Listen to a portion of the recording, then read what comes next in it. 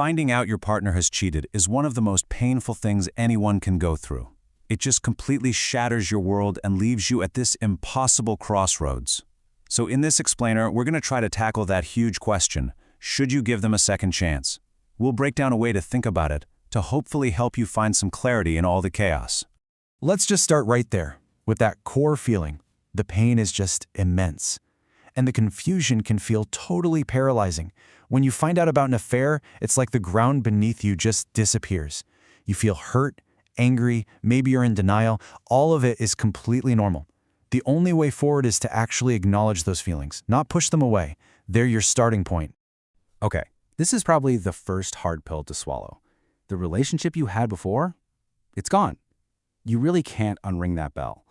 And trying to get back to the way things were is just a recipe for more heartbreak. But, sometimes an ending is also a chance for a new beginning.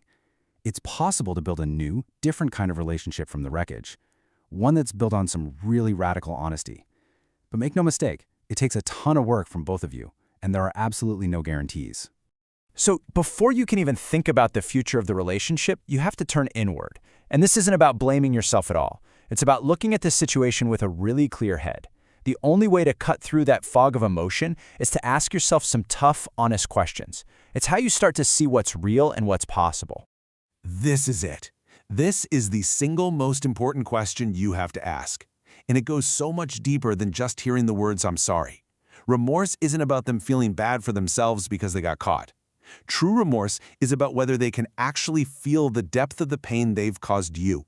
And trust me, their actions in the next few days and weeks will tell you everything you need to know. So how do you even spot real remorse? Well, think of this as your guide. Look at these points. Does their apology come with a "but"? I'm sorry, but you and I were fighting so much. That's not responsibility, that's an excuse. Do they try to downplay it, call it a silly mistake? That shows they don't get how serious this is. Real remorse shows up in their actions. Are they willing to go to counseling? That's a huge sign they're serious about changing, not just managing the crisis. All right, this one is completely non-negotiable. It's the absolute first step to creating any kind of safety for you. You just can't start to rebuild a foundation of trust on ground that's still compromised. If your partner hesitates or makes excuses or tries to keep some kind of secret contact, the conversation about a second chance is over before it starts. It shows you right away that their priority isn't your healing. And severing ties can't just be some vague promise. It has to be a real, actionable plan. It means blocking their number, deleting them off social media, a totally clean break. And what about that really difficult situation where they're coworkers? Well, then there has to be a clear plan. Maybe it means changing projects or making sure all meetings are supervised. And it absolutely means total transparency with you about any interaction. The time for secrets has to be completely over. Now, this is a deeply personal one, and nobody else can answer it for you. You have to really look into your own heart, listen to your gut. Trust is so much more than just believing they won't cheat again. It's about feeling emotionally safe with them. It's about believing the words that come out of their mouth. You have to be brutally honest with yourself here. Is the damage just so deep that you know deep down you'll always be looking over your shoulder? Because forgiveness and trust are two very different things. So let's say after all that soul-searching, you decide you want to try and stay. You have to know this. You cannot go back to the way things were. A second chance is not about wiping the slate clean. It's about drawing a very hard line in the sand and creating a brand new contract for your relationship with crystal clear conditions. A real second chance has to be an active, structured process. Look at these steps. The one-chance rule sets the stakes right away. This is it. New boundaries are there to protect the relationship as you move forward.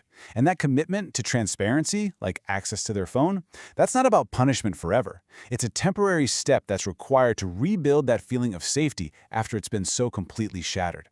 And of course, professional help is key to guiding both of you. It's so important to see these conditions for what they are. They are tools for healing. They're not about revenge or control. Think of them like guardrails. They create a safe space where trust has a tiny chance to start growing back. And they hold your partner accountable for their actions, showing you they're serious about earning back your trust through real, consistent effort over a long time. In the weeks and months after you find out, your partner's behavior is the only thing that matters. Words are cheap. Actions tell the truth. You have to become a careful observer. Are they leaning in and doing the hard work? Or are they pulling away and resisting? This slide just lays it all out so clearly. On one side, you have the total deal breakers. They blame you, they won't end the other relationship, or they've done this before. These are signs that they're just not willing or able to do the work. But on the other side, you see those little seeds of hope, a real apology, taking full responsibility, and actively getting help. This isn't about keeping score, it's about seeing if there's a genuine chance for change. Let's just pause on this one red flag for a second because it is so critical. If this has happened before, you are not dealing with a one-time mistake. You're dealing with a deeply ingrained pattern. And that pattern is often rooted in something way deeper than just a lapse in judgment. It could be tied to narcissism or a real fear of intimacy or just an inability to control their impulses. And while, yeah, people can change, a pattern like this requires a whole other level of professional help. And honestly, a much lower expectation that things will be different this time.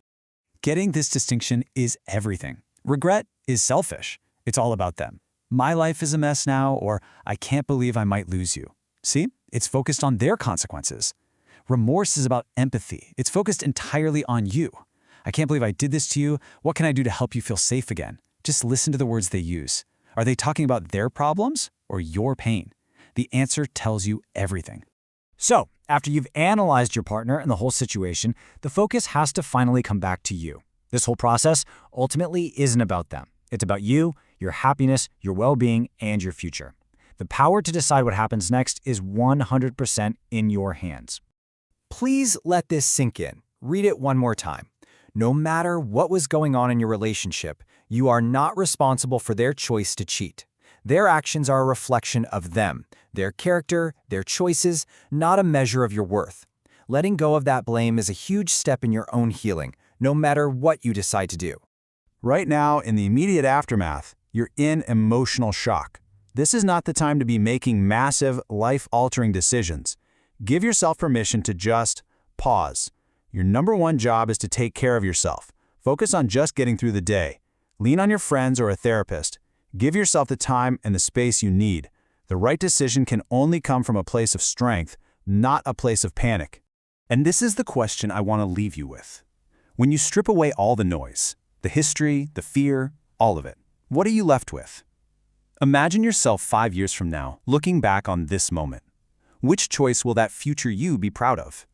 Which path leads to a life where you feel respected and safe and whole? That answer, that's your North Star. Trust it.